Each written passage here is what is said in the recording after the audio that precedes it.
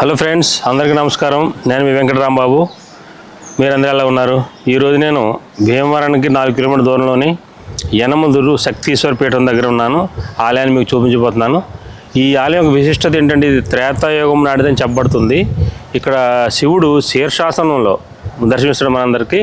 పార్వతీమాత కూడా తన 3 ఏళ్ల కుమారస్వామిని ఎత్తుకొని ఇక్కడ దర్శనమిస్తుంది. ఆ ఆలయం విశేషాలు ఏంటి, ఆలయం విషయాలని మనం ఇక్కడ పూజారి గారిని అడిగి తెలుసుకుందాం. శ్రీ పార్వతీ సమేత శ్రీ శక్తీశ్వర స్వామి దేవస్థానం చేరుకున్నాను మనం. ఇక్కడ ఆలయ విశేషాలన్నీ కూడా మనం ఇక్కడ ప్రధాన ఆలయ పూజారిని అడిగి తెలుసుకుందాం. ఇక్కడే షిరిడి సాయినాథుని ఆలయం కూడా ఉందండి. ఇక్కడ భక్తులందరూ గమనించండి. ఫ్రెండ్స్, ఈ కోనేరుని గమనించండి. ఈ కోనేరు కూడా చాలా విశిష్టత ఉందండి. ఈ కోనేరు నీటిలో తప్పిస్తే వేరే ఏ నీటితోటి స్వామివారికి ప్రసాదం తయారు చేయాలనుకున్నా కూడా అది ఉడకదని చెప్పేసి ఇక్కడ జరుగుతున్న పరిణామాలను బట్టి పూజారిగా చెప్తుందని బట్టి తెలుస్తుంది. ఈ యొక్క కోనేరు అంతర్వాహినిగా గంగా నదిలో కలుస్తుందని జియాలజిస్టులు కూడా చెప్పారటండి. సో ఇది కోనేరు యొక్క విశిష్టత.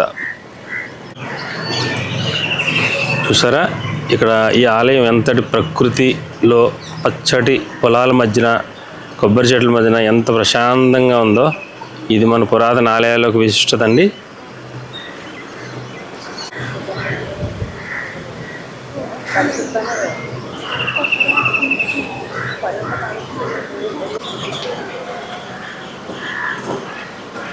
ఇది ఆలయ రాజగోపురం. ఇక్కడి నుంచి మనం డైరెక్ట్గా ఆలయంలోకి ఎంటర్ అవ్వచ్చండి.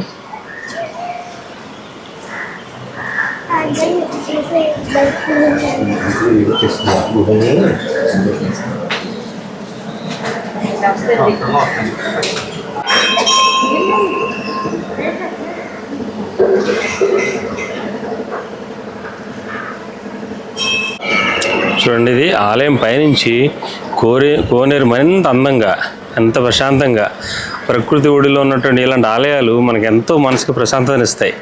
మీరే గమనించండి. చూడండి, మరొక వ్యూ చూడండి. ఆ పొలాలు చూడండి, ఆ పచ్చదనం చూడండి.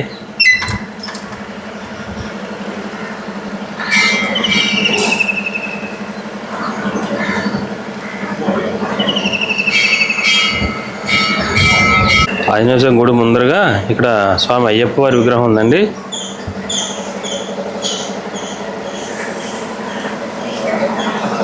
పైన ఫస్ట్ ఫ్లోర్లో కట్టారు ఇక్కడ ఆంజనేయ స్వామి ఆలయం. ఓం నమో ఆంజనేయ స్వామి నమః.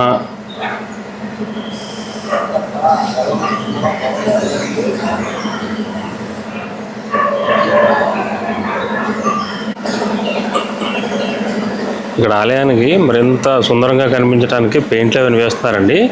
ఆ పనులు జరుగుతూ ఉన్నాయి, మీరు గమనించండి. అది షిరిడి సాయినాథన్ ఆలయం అండి. అది దూరంగా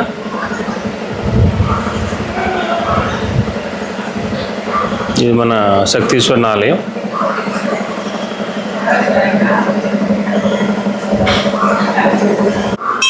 ఇది శ్రీ నాగదేవత ఆలయం అండి. ఇది చూడండి, ఎంత చక్కగా కళ్ళు ఉట్టిపడుతుంది విగ్రహాల్లో. ఇటువంటి ఎంతో విశిష్టత కలిగిన ఆలయాలు ప్రచారాన్ని నోచుకోక మనందరి కళ్ళబడకుండా పురాతనమైపోతున్నాయి, కనుమరుగైపోతున్నాయి. మనం ఇవన్నిటిని రక్షించుకోవాలి, ఈ సంస్కృతి అంతా కాపాడుకోవాలి. అమ్మవారి విగ్రహం చూడండి, ఎంత సుందరంగా తీర్చిదిద్దారో. ఎక్కడ నాగపాముల పుట్ట మీద అమ్మవారి విగ్రహాన్ని నెలకొల్పి ఎంత సుందరంగా కళాత్మకంగా జీవం ఉట్టిపడుతున్నట్టుగా అమ్మవారు అక్కడే ఉన్నట్టుగా ఉంది కదా.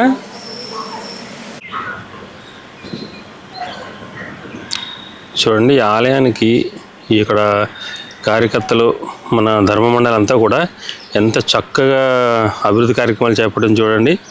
ఈ చిన్న అంటే ఆదాయం పెద్దగా లేకపోయినా కూడా రివిట్మెంట్ అంతా చేపట్టి ఈ ఆలయాన్ని, గతంలో వచ్చేసరికి ఈ కోనేరు ఇంతగా అభివృద్ధి చేయబడలేదండి. ఇప్పుడు చాలా చక్కగా అభివృద్ధి చేయబడి ఉంది. చాలా శుభ్రంగా కూడా ఉంది నీరంతా కూడా. ఇక్కడ చెరువులోకి బయట నుంచి ఫ్రెష్ వాటర్ ఎలా పంప్ చేస్తున్నారు చూడండి.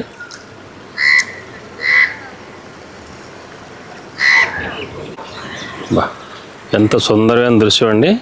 కోనేరు మీదుగా స్వామివారి ఆలయం షిరిడి సాయినాథన్ ఆలయం కూడా చాలా చక్కగా కనపడుతుంది.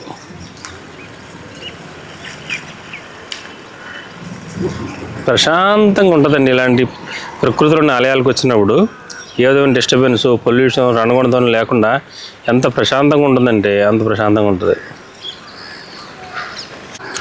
ఇటువంటి ప్రకృతి రమణీయ దృశ్యాలకి కోనసీమ ఆంధ్రప్రదేశ్ పెట్టింది పేరండి. ఒకప్పుడు కోనసీమ అంటే ప్రపంచపు 100 నేచురల్లీ బ్యూటీ ప్లేసెస్లో ఒకటిగా ఉండేది. ఇప్పుడు ఓఎన్జీసీ వచ్చిన తర్వాత వాళ్ళ త్రవ్వకాల్లో వారి కార్యకలాప నిమిత్తం కొంత పాడైందని చెప్పొచ్చు.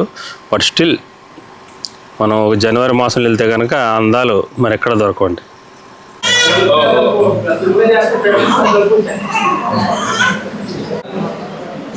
ఇది ఆలయం లోపల బాగా ఉండేదంతా.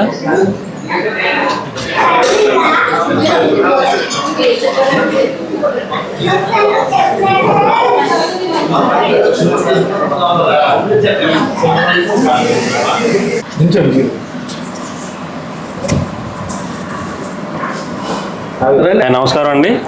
శక్తీశ్వర ఆలయానికి వచ్చాం. ఇక్కడ క్షేత్ర విశేషాలు చాలా పురాతనమైంది, త్రేతాయుగనాటిదని చెబుతున్నారు కదా. ఆ విశేషాలు కాస్త మీ నోటి ద్వారా చెప్తే శంకులో తీర్థం పోసినట్టుగా అది మరింత పవిత్రంగా ఉంటుంది కాబట్టి మీ సెలవే ఉంటాయి.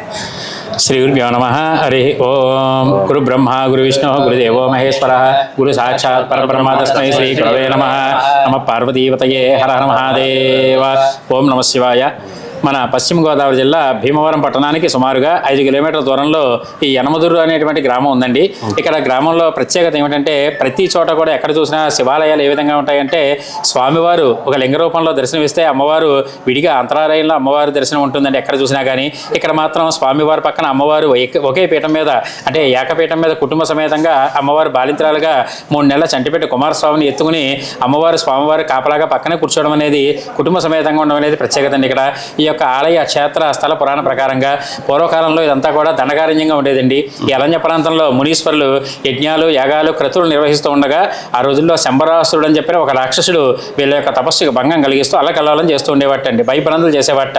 ఆ శంబరాసు సంహారం చేయడానికి ఎన్ని సంవత్సరాలైనా కానీ ఈ ఏ మునీశ్వరుల వల్ల కూడా వాళ్ళ యొక్క శక్తి చాలక వీరంతా కూడా యమధర్మరాజు అడవి సంచారం చేస్తున్నట్టండి. పూర్వం ఆ సమయంలో ఆ యముడి వద్దకు వెళ్ళి స్వామి యమ మాకు ఈ యొక్క బాధలు ఏమిటి, మా యొక్క రక్షణ లేదా మాకేమి అని చెప్పని అడిగితే అప్పుడు ఆ యమధర్మరాజు యుద్ధం చేశాటండి శంబరాసును సంహారం చేయడానికి.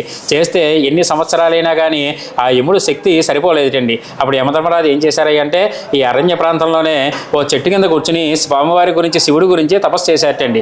అలా కొన్ని సంవత్సరాలుగా అలా తపస్సు చేయగా స్వామివారు ఏ విధంగా ఉన్నాడంటే ఆ సమయంలో శీర్షాసన రూపంలో అంటే తల కిందకు పెట్టి పాదాలు 2 పైభాగంలో పెట్టి ఆ యోగనిష్టలో ఉన్నటువంటి స్వామివారి తపస్సులో ఉన్నట్టండి. ఆయన యొక్క తపస్సుకి భంగం కాకుండా అమ్మవారు ఒళ్ళో కుమారస్వామి చంటిపెట్టని ఎత్తుకుని ఆడిస్తోందని అమ్మవారి బాలింతరాలుగా ఉందండి. ఆ యొక్క అమ్మవారి యొక్క యమధర్మరాజు తపస్సు మెచ్చి భూలోకంలోకి వచ్చి యమధర్మరాజారి యొక్క తపస్సు మెచ్చి వచ్చి నీకు ఏం వరం కావాలో కోరుకో అని చెప్పని అడిగితే స్వామివారి దర్శనం కావాలని అడిగట్టండి. ఆయన అడిగితే స్వామివారు ఇలా శీర్షాసనంలో తపస్సులో ఉన్నారు కాబట్టి ఆయన యొక్క తపస్సుకి భంగం కాకుండా ఉండాలని చెప్పని నేను వచ్చాను, నీ కోరిక నేను తీరుస్తానని చెప్పని అమ్మవారు చెప్పగా నాకు ఏం కావాలని అడిగితే యముడు శక్తి కావాలని చెప్పని అడిగట్టండి. ఆయన శక్తి కావాలంటే అమ్మవారి యొక్క శక్తి అంశలోంచి ఓ శక్తి ఆయుధాన్ని ఇచ్చి సంహారం చేసిరా అని చెప్పని నీ ఇక్కడ కూర్చుంటానని చెప్పని అమ్మవారు కుమారస్వామిని ఎత్తుకుని కూర్చుందండి. అలా చంటిపిల్లని ఆడిస్తోందనమాట. ఏడుస్తున్న చంటిపిల్లాడు 3 నెలలు బాగుండి ఆయన ఆ సమయంలో వెలిసింది కాబట్టి ఈ యొక్క క్షేత్రం పంచారామాల కన్నా పురాతనమైనదిగా ప్రసిద్ధి అండి. ఇక్కడ ఆ విధంగా అమ్మవారి ఇక్కడ కూర్చుని యమధర్మరాజుని పంపించి సంహారం చేసిరా అని చెప్పి వరమిస్తుంది. ఆ విధంగా యమధర్మరాజు వెళ్ళి ఆ శంబరాసుల సంహారం తక్షణమే చేసి సంహరించి మళ్ళీ తిరిగి వస్తాటండి. తిరిగి వచ్చి అమ్మ నీ యొక్క దయ వల్ల నీ శక్తి అనుగ్రహం వల్ల ఈ యొక్క కార్యక్రమం దిగ్విజయంగా పూర్తయింది. కాకపోతే ఈ భూలోకంలో నాకంటూ ప్రత్యేకంగా ఓ దేవాలయం కానీ పూజలు కానీ భక్తులు ఎవరు కూడా నా నామం చెప్పడానికే భయపడుతూ ఉంటున్నారు. యమధర్మరాజు అంటే నేను ఒక ప్రాణాలు తీసేవాడినే అని చెప్పని ఒక ముద్ర పడిపోయింది. కానీ ఏంటంటే నా వల్ల కూడా ఈ భూలోకంలో భక్తులకి ఏదైనా మెరుగైనటువంటి వాళ్ళకి ఉపయోగపడేటువంటి వరం ఏమన్నా ఇవ్వండమ్మా అని చెప్పని అడిగితే అమ్మవారు ఏమందంటే ఈ గ్రామానికి నీ పేరు పెడుతున్నానని చెప్పని యమునాపురం అని చెప్పి పేరు పెట్టింది అమ్మవారి గ్రామం పేరు. ఆ యమునాపురం వల్ల పేరు పెట్టిందల్లా కాలక్రమంలో ఏమైందంటే యమపురి అని చెప్పి పిలిచారని కొన్నాళ్ళు రాను తర్వాత యమపురము నేడు యనమదుర్రు అని చెప్పి ఈ గ్రామం పేరు పిలువబడుతోందండి. చాలా విశేషమైన క్షేత్రం అండి. ఇక్కడ ఆ యొక్క యమధర్మరాజు యొక్క తపస్సు మెచ్చి అమ్మవారి భూలోకంలోకి వచ్చి ఆ యముడి యొక్క పేరు ఈ గ్రామానికి సార్థకం చేసిందండి. అంచేత ఇక్కడ ఏంటంటే అభిషేకం చేయించుకున్న దర్శనం చేసుకున్న ఎటువంటి వారికైనా సరే అపమృత్యు ప్రాణహాని దీర్ఘకాలిక వ్యాధులు, యమగండాలు కానీ, రుణబాధలు కానీ, వివాహం కాని వారు కానీ, అలాగే రుణబాధలు ఉన్నా కానీ సంతానం లేని వారు కూడా చక్కగా మా యొక్క ఈ క్షేత్రానికి తప్పకుండా కుటుంబ సమేతంగా మీరందరూ కూడా విచ్చేసి దర్శిస్తారని చెప్పని స్వామివారి అనుగ్రహం పొందుతారని కోరుచున్నామండి. కాకపోతే ఇంకేంటంటే ఈ విధంగా స్వామివారు మీరు ఎక్కడైనా చూడండి, స్వామి శివలింగ రూపంలో ఉంటే ఇక్కడ శీర్షాసనంలో అంటే తలక్రిందులుగా ఉన్నటువంటి ఈశ్వరుడు ప్రపంచంలోకెల్లా ఈ యనమదురు గ్రామంలో మాత్రమే ఉంటుందండి. అలాగే మీరు ఇక్కడ ఎటువంటి క్షేత్రాలు తిరగండి, శివుడు ఏ విధంగా అంటే లింగ రూపంలోనే ఉంటారు. ఆ విధంగా అమ్మవారు శక్తితోటి యమధర్మరాజు స్వామివారితో సహా ఇక్కడ వెలవాలని చెప్పి కోరుకున్నట్టండి. ఆయన యొక్క పేరు వల్ల ఈ ఊరి పేరు వచ్చింది. అమ్మవారు శక్తి వల్ల వెలిసిన ఈశ్వరుడు తీసుకొచ్చింది కాబట్టి ఆ శివుడి యొక్క పేరు శక్తేశ్వర స్వామిగా సార్థకమైందండి. ఈ యొక్క క్షేత్రం పంచారామాల కన్నా పురాతనమైందండి. ఆలయానికి ఎదురువైపున శక్తిగుండం అని చెప్పిన ఒక మంచినీళ్ళ చెరువు కూడా ఉందండి. ఆ యొక్క సాధారణంగా చెరువు అంటే ప్రత్యేకత ఇక్కడ ఈ యొక్క చెరువు గంగ, కాశీగంగ అంతర్వాహినిగా ప్రవహిస్తూ ఒక పాయి ఇందులో కలిసిందండి. ఆ చెరువు కూడా తవ్వింది కాదండి. పూర్వకాలంలో చిన్న పుష్కరిని అమ్మవారు సృష్టించినటువంటి గుండం అండి, అది శక్తి గుండం అంటారు చెరువు పేరు. ఆ విధంగా ఆ యొక్క నీరు తీసుకొచ్చి స్వామివారికి మహానైవేద్యంలో పోస్తేనే ఉడుకుతుందండి నైవేద్యం ప్రసాదం, లేకపోతే మహానైవేద్యం ఉడకదండి. ఈ రోజుకి కూడా చాలా ప్రత్యేకమైనటువంటి నిదర్శనం అండి ఇది. దక్షిణ కాశీగా పేరండి ఇది. ఈ యొక్క ఆలయ ప్రాంగణంలో శ్రీ వల్లీదేవసేన సమేత సుబ్రహ్మణ్యేశ్వర స్వామి మరియు ఆదిత్యాది నవగ్రహ దేవతలు కాలసర్పదోష నివారణార్థనకై వివాహం కార్యవాణి కానీ కాలసర్పదోషాలు ఉన్నా కానీ శ్రీకాళహస్తి తర్వాత మళ్ళీ ఇక్కడ మనకి రాహుకేతువుల ఆలయం కూడా ఈ ఆలయంలో ప్రతిష్ఠించడం జరిగిందండి. అలాగే అభయాంజనేయ స్వామి, అయ్యప్ప స్వామి వారు ఈ యొక్క ఆలయంలో ఉపాలయాలుగా ఉన్నాయండి. అదేవిధంగా ఈ యొక్క ఛానల్, ఈ యొక్క న్యూస్ చూసిన ప్రతి భక్తులు కూడా తప్పకుండా మా యొక్క ఆలయానికి విచ్చేసి మీ యొక్క కోరికలన్నీ కూడా తీర్చుకుంటారని చెప్పని స్వామి అనుగ్రహము, అమ్మవారి యొక్క శక్తి అనుగ్రహం కూడా మీ కుటుంబానికి ఎల్లవేళలా ఉండాలని చెప్పని కోరుకుంటున్నామండి. నూతనంగా రాజగోపురం కూడా నిర్మించడం జరిగింది. ఈ ఆలయ ప్రతిష్ట కార్యక్రమాన్ని కూడా చాలా చక్కగా జరిగాయండి గత జనవరి నెలలో. అదేవిధంగా ఈ యొక్క ఎదర వచ్చేటువంటి మహాశివరాత్రి కార్యక్రమాలు కూడా అత్యద్భుతంగా కార్యక్రమాలన్నీ కూడా మా ఆలయ చైర్మన్ గారైన మురళీకృష్ణ గారు, మొత్తం గ్రామస్తులు పెద్దలు అందరూ కూడా కలిసి సహాయ సహకారాలతో ఈ యొక్క ఆలయాన్ని మరింత అభివృద్ధి చేయడం జరుగుతుందండి. సర్వే జనా సుఖినో భవంతు. సర్వం శ్రీ పరమేశ్వరార్పణమస్తు. ఇక్కడ మన ఆలయంలో మనం ప్రత్యేకంగా జరిపించే పూజల వివరాలు తెలియజేయండి భక్తులకి. మన ఈ శక్తేశ్వర స్వామి ఆలయంలో దేవీ నవరాత్రుల సందర్భంగా అమ్మవారికి సహస్రనామ కుంకుమ పూజలు, అదేవిధంగా కార్తీక మాస పర్వదినంలో విశేషంగా అభిషేక కార్యక్రమాలు, అలాగే లక్షపత్రి పూజ కార్యక్రమం మరియు సుబ్రహ్మణ్యేశ్వర స్వామి షష్ఠి సందర్భంగా సుబ్రహ్మణ్య స్వామి వారికి కళ్యాణ మహోత్సవాలు, అన్న సమారాధన కార్యక్రమాలు, మహాశివరాత్రి సందర్భంగా స్వామివారికి ఉదయం వేకువజాము నుంచి అభిషేక రుద్రాభిషేకాలు కార్యక్రమాలు చక్కగా ఈ యొక్క ఆలయంలో విశేషంగా జరుగుతూ ఉంటాయండి. అలాగే ఇక్కడ ఈ ఆలయంలో దీక్షలకు సంబంధించి ప్రతి ఒక్క ఆలయానికి దీక్షలు ఇస్తున్నారు కదా, అలా శివదీక్ష అలాంటి దీక్షలు ఇవ్వడం ఏమైనా జరుగుతున్నా కార్యక్రమం ఏమైనా ఉంటే తెలియజేయండి. అంటే కొత్తగా ఇప్పుడిప్పుడే భక్తులంతా కూడా ఈ యొక్క ఆలయం యొక్క అనుకున్న పనులన్నీ చక్కగా అవుతున్నాయి కాబట్టి వాళ్ళ యొక్క స్వామివారికి కృపకు పాత్రులయ్యి ఈ విధంగా శివదీక్ష కార్యక్రమాలు కూడా ఈ మధ్యకాలంలో బాగా ఈ గత సంవత్సరం నుంచి కూడా మొన్న కార్తీక మాసం నుంచి కూడా మాలాధారణ చేసుకోవడం అనేది, చక్కగా ఇరుముళ్ళు ఇవ్వడం అనేది ఇక్కడ జరుగుతుందండి. అదేవిధంగా స్వామి అయ్యప్ప స్వాములు, భవానీలు కూడా చాలా విశేషంగా వచ్చి ఈ జ్యోతికి వెళ్ళే వాళ్ళు కానివ్వండి, మన మండల దీక్షకి వెళ్ళే వాళ్ళు కానివ్వండి, చాలా చక్కగా వచ్చి మీ యొక్క ఆలయానికి వస్తే మాకు అనుకున్న పని చక్కగా జరిగిందండి అని చెప్పి ఇప్పటికీ వివరంగా చెబుతూ ఉంటారని అందరికీ కూడా స్వామి అనుగ్రహం కోరుకుంటున్నాను. మన చైర్మన్ గారు మురళీకృష్ణ గారు ఆలయ పరిసరాలను చూశానండి. ఆ కోనేరు గతంలో వచ్చినప్పుడు ఎప్పుడు చాలా కాదండి, అప్పుడు ఇంతగా అభివృద్ధి చెందలేదు. మీరందరూ ఆలయ కమిటీ చాలా శ్రద్ధ తీసుకుని గుడిని చాలా పవిత్రంగా ఫ్రెష్గా చూస్తున్నారు. చాలా సంతోషం అండి. మరింతగా అభివృద్ధి చేయాలని కోరుకుంటున్నామండి. నమస్తే, ధన్యవాదాలు. ఈ శివరాత్రి సంబంధించి జరగబోయే కార్యక్రమాల గురించి చైర్మన్ గారు వివరిస్తారు. మురళీకృష్ణ గారు. ఓం నమ శివాయ. శివరాత్రి కంటే 8వ తారీఖు నుంచి అంగరంగ వైభవంగానండి మా స్వామివారిది శివరాత్రి ఉత్సవాలు ఘనంగా జరుగుతాయండి. 8వ తారీఖున సాయంత్రం కళ్యాణోత్సవం అండి, 9వ తారీఖున రథోత్సవం అండి, 10వ తారీఖున తెప్పోత్సవం చాలా విశేషంగా జరుగుతాయండి. ఈ ఉత్సవాలకి భక్తులందరూ వచ్చి విశేషంగా పాల్గొని స్వామివారి తీర్థప్రసాదాలు తీసుకుని ధన్యులు కావాల్సిందే కోరుచున్నామండి. ఈ వీడియో చూసి ప్రతి ఒక్కళ్ళు ఈ శక్తేశ్వర ఆలయం యొక్క విశిష్టత తెలుసుకొని ఇక్కడ సందర్శించి పరమశివుని పార్వతీమాత ఆశీస్సులు పొందవలసిందిగా కోరుచున్నాం. ఆలయ కమిటీ వాళ్ళందరికీ అవకాశం ఇచ్చిన అందరికీ ధన్యవాదాలు. చాలా సంతోషం.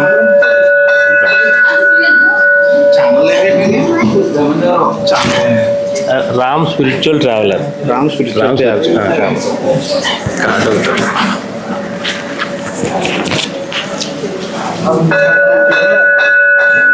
వస్తాం. ఆలయ నిర్మాణానికి కష్టపడుతున్న కార్మికులండి. చేసిపెట్టనే. జై శ్రీరామ్. డియర్ ఫ్రెండ్స్, ఈ ఆలయానికి సంబంధించి నాకు తెలిసిన వివరాలని చెప్పడం జరిగింది. అలాగే క్షేత్ర విషయాలన్నీ కూడా ఆలయ పూజారి గారిని తెలుసుకున్నాం. ఈ వీడియో ఇంతటితోటి ఆపేసి మరో వీడియోతో కలుద్దాం. ప్లీజ్ లైక్, షేర్, సబ్స్క్రైబ్ మర్చిపోకండి. మీ సబ్స్క్రిప్షన్ మాత్రమే ఈ ఛానల్ని మరింత ముందుకు నడిపిస్తుందన్న విషయం మీకు తెలియదు అనుకుంటలేదు. జై శ్రీరామ్.